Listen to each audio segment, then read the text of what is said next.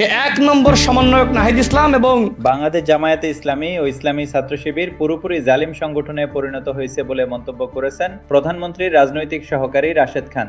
একই সঙ্গে তিনি দাবি করেছেন জামায়াত আওয়ামী লীগের সব বৈশিষ্ট্য অর্জন করেছে। রবিবার রাতে নিজের ভেরিফাইড ফেসবুক পেজে দেওয়া এক পোস্টে এসব মন্তব্য করেন তিনি।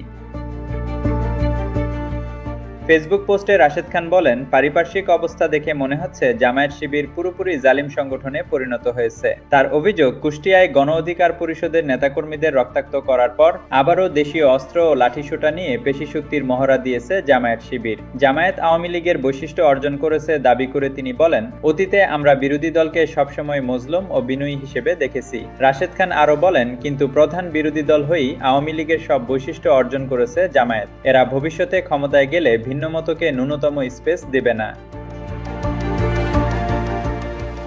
জামায়াতের বিরুদ্ধে সোচ্চার হওয়ার জন্য গণ অধিকার পরিষদকে ধন্যবাদ জানিয়ে তিনি বিশেষভাবে দলটির সভাপতি নুরুল হক নূর ও সাধারণ সম্পাদক হাসান আল মামুনের প্রশংসা করেন। তার দাবি, গণ অধিকার পরিষদকে যারা জামায়াতমুখী করতে চেয়েছিল তাদের বিষয়ে সতর্কতা অবলম্বন করছেন তারা। এদিকে দল হিসেবে জামায়াত এবং তাদের সেক্রেটারি জেনারেল গণ অধিকার পরিষদকে নিয়ে জঘন্য বক্তব্য দিয়েছেন বলে দাবি করেছেন রাশেদ খান। এর প্রতিবাদও জানান তিনি।